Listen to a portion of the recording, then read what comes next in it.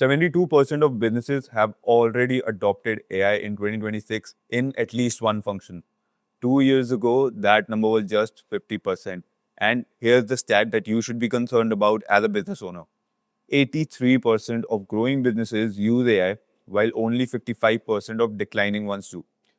The gap between businesses using AI and businesses ignoring it is widening every single day. You, as a business owner, know that AI is important, but if you do not have any idea where to actually start, then I am here to help. I'm Aryan. I help business owners, especially coaches and service providers, adopt AI without any complications. And here's what I've learned working with businesses like this. The problem is almost never technology. Most small business owners say that they'd benefit from more training and resources on AI. The number one barrier is cost. It's not knowing where to start and which tools to trust.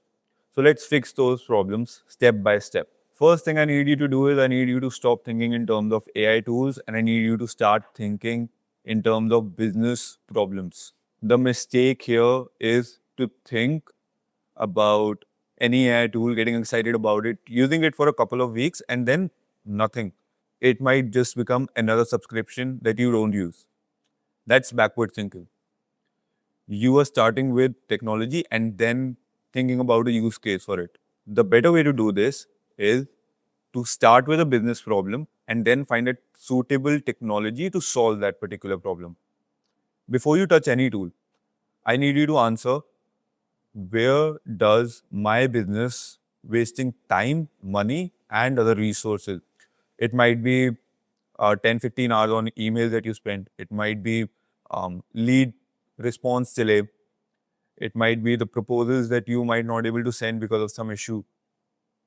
All of these repeatable manual tasks that you pay people money for, these can be automated. These are the starting points for AI. Now, AI is not a magic upgrade to install, as many people make it seem so. It's a very good employee you assign to a specific job. And you can't assign an employee to a job that you can't define. Only 14% of small businesses have fully integrated AI into their core operation. And it's because most never connected to a real problem and they try to solve vague problems with it. Solving specific, repeatable workflows, that is the entire game. Now, your fastest returns are going to come from these areas. First is communication, lead follow-ups, email replies, appointment reminders, client check-ins. This is where response speed directly equals revenue. A lead that gets reply in 5 minutes is going to convert much better than one that waits a day or maybe even two. AI can draft, personalize, and schedule this communication, so nothing is going to go cold. Second is your admin. Meeting notes, scheduling, invoicing follow-ups, data entries, summarizing document. This is the silent killer. 10 plus hours a week for most owners, and it is not a revenue generating operation. And it's also the easiest category to automate today. Now, I want you to notice what's not on the list. AI can never replace your actual craft. Your coaching, service, years of experience, expertise, all of that stays human. AI is going to take the work around your main work. So that's where you start. Now we have come up with a list of problems that you're going to solve with AI. But how are you going to choose what to fix first? I'm going to hand you over the secret behind all of my mapping out process. I call it the opportunity matrix.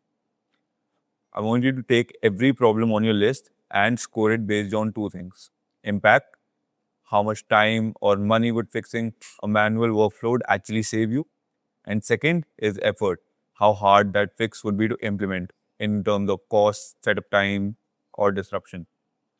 That gives you four buckets. First is the high impact, low effort. These are your quick wins, and these are the things that you should focus on first. Second are the high impact, high effort. These are the big swings. Though they might take more time, the impact would be much, much more beneficial to us. Then comes the low impact, low effort. These are the nice to have features that we can focus on towards the end of the roadmap.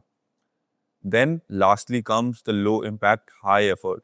These are the automations where you are going to burn yourself down. These are unnecessary at first, and these are the ones that most business owners waste their time on and then say, we tried AI and it didn't work. We always start at the quick win quadrant and then move slowly toward the nice to have quadrant. Coming on to the fourth point, this is how your first 30 days are going to look like once you have figured out the opportunity matrix. You are not going to go after 10 different tools. You are going to focus on one workflow, fixed end to end.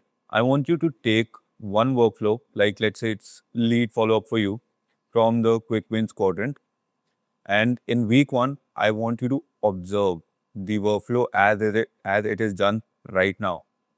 I want you to observe how fast you respond. I want you to observe what are the steps involved, and I want you to document everything. Week two is going to be setting up the AI to draft responses in your tone and review every single output by itself. Week three would be to refine, fix what sounds off. Maybe we tighten the prompt. Maybe we build a better workflow. Maybe we run it through a different checklist. And week four would be to measure the response time that was before and the response time that is now after we have built and implemented the AI system. We are going to look at time saved and leads converted. Now, I want you to follow two strict rules while you do this. First, keep yourself or some other employee in the loop. AI can draft, but you have to approve, at least until and unless the workflow is completely concrete. Quality needs to be your priority here. Second, I want you to write down the entire process as you go. That becomes a standard operating procedure or SOP your team can follow without you. One workflow that you will have done properly will beat 10 tools that would be half installed. And the confidence you build in 1 month makes month two 10 times easier. So this is the part where the mindset separates winners from waiters. Of course, it's not a technical part, but it actually stops most business owners from adopting AI the correct way. It's a feeling of, I'm not a tech person. Now, here's the truth. We don't need to understand how AI works to benefit from it. We don't understand how your car engine works either, right? You understand where you're driving. Your job is to understand your business, the problems, the priorities, and the standards. AI handles the how. The second trap is waiting. You're waiting to mature, you're waiting for the perfect moment, you're waiting until things are less busy, you're waiting until you're more comfortable with the technology. But AI adoption is compounding faster than any other technological cycle that we have seen in human history.